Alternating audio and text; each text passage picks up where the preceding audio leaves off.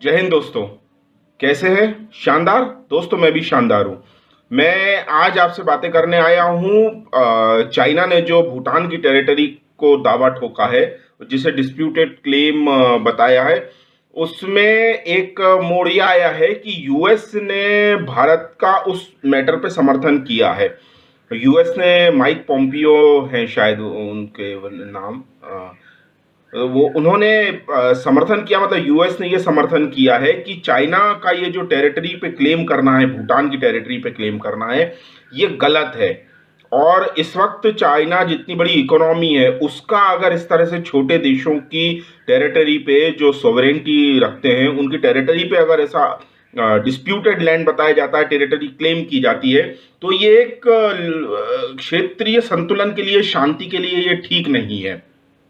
China ज़्यादातर उन देशों से ही, भारत और भूटान से, इसलिए भी ये रख रहा है, बैर रख रहा है, क्योंकि भारत के अलावा भूटान एक ऐसा देश है जो उसके बेल्ट एंड रोड इनिशिएटिव में नहीं है, इस रीजन में, जो कि सारी दुनिया को उसको जीतने का, एक तरह से जीतना ही है, वो बिजनेस का बहाना है कम्युनिस्टों का। ये कम्युनिस्टों की, जो कम्युनिस्ट चाइना है, उनकी ये शुरू से ही एक महत्वाकांक्षा रही है कि सारी दुनिया को वो जीत ले।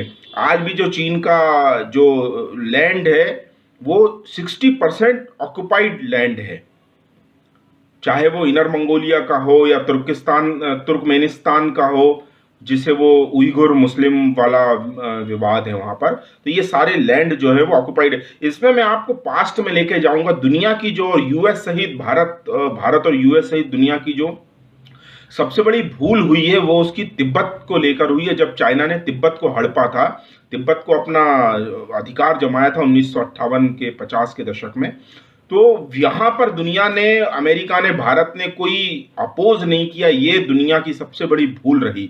और आज चाइना, जो जापान से हार मिली थी चाइना को, वहां के लोगों में नेशनलिज्म की भावना भड़काई गई थी। जापान ने जो उनके, जैसे भारत अंग्रेजों का कभी गुलाम रहा था, ऐसे ही चाइना भी जापान का गुलाम रहा था। तो जापान के प्रति चाइनीज लोगों के मन में बहुत विरोध भरा हुआ है। तो जब जब ये चाइना कम्युनिस्टों को कोई ऐसे ऑक्युपाई करने होते लैंड, तो वहां पे ये नेशनलिज्म की भावना भड़का देते हैं, और जापान का वो वाकया सुनाया जाता है वहां पर। अब यहां पर देखिए, इतना यहां से जो आपने बॉर्डर देखा होगा भारत का, अरुणाचल प्रदेश से लगा हुआ, वहां से बॉर्डर लाओस, वियतनाम, वहां तक जाता है। तो चाइना की आप ये माइंडसेट कोई छोटा मोटा नहीं है। चाइना दशकों की बातें सोच के काम करता है, और ये बदमाश देश है, मैं कह रहा हूं बदमाश देश है। इसका जो नियंत्रण है आज चाइना में, वो 2,500-3,000 एक गैंग जैसे हैं, वो बिल्कुल बदमाश लोग हैं। इसको रोकने के लिए सारी दुनिया को साथ में आने की जरूरत है। इस वक्त यदि सारी दुनिया साथ में नहीं आएगी तो बहुत मुश्किल होगा, और बहुत मुश्किल कंडीशन में, युद्ध की कंडीशन में ही, वर्ल्ड वॉर 3 वाली कंडीशन में सारी दुनिया चली जाएगी। फिर वो लकड़ी पत्थर के अलावा फिर दुनिया के पास कुछ नहीं बचेगा। इसलिए मैं सारी दुनिया के पास भी ये एक आह्वान करना ही चाहिए भारत को कि सारी दुनिया कठोरता से इसके अगेंस्ट आए। ये बिना डर के ये देश मानने वालों में से नहीं है। और मैं, भारत के नीति निर्माता भी NSA डोवाल हैं, वहाँ पर बहुत लोग, बहुत होशियार लोग बैठे हैं, इंडियन आर्मी है वेरी प्रॉमिसिंग। मैं ये कह रहा हूँ कि जिस तरह से चाइना टेढ़ा टेढ़ा चलता है ना, उसी तरह से मुझे इस वक्त लग रहा है कि दलाई लामा जब तक दीर्घ रहे, वो और 80 साल जिए।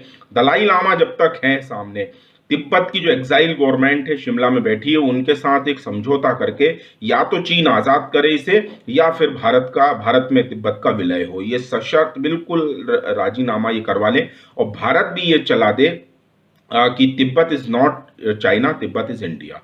ये हमें भी ये डाल डाल और पात पात का खेल करना पड़ेगा, वरना चाइना जैसा दुष्ट देश सीधी बातों से मानने वाला नहीं है। और दूसरा जो फार्मोसा आइलैंड है, फार्मोसा आइलैंड में आपने देखा होगा कि जो पहले ROC था, रिपब्लिक ऑफ चाइना, वो असली चाइना 1950, 58, 60 के दशक में उसे ही UN की सीट मिली थी। बाद में ये चाइना ने जो PRC है, कम्युनिस्टों की, पीपल्स रिपब्लिक ऑफ चाइना, आज के जो जी जिनपिंग है उनकी, तो डेमोक्रेट्स जो फार्मोसा में बैठे हैं आज के ताइवान में, उनको UN ने रिकॉग्नाइज करके बोलना चाहिए कि हम असली चाइना इसको मानते हैं। इसके अलावा मुझे नहीं लगता है कि चाइना जैसा दुष्ट देश किसी तरह से काबू में आने वाला है। और भारत को भी सदा शयता दिखाने की जरूरत नहीं है, बहुत अच्छा और अति उदार होने की और नैतिकता के इसमें जाने की। दुष्ट के साथ नैतिकता नहीं रखी जाती है। भारत को भी उसका जवाब उसी तरीके से देना चाहिए।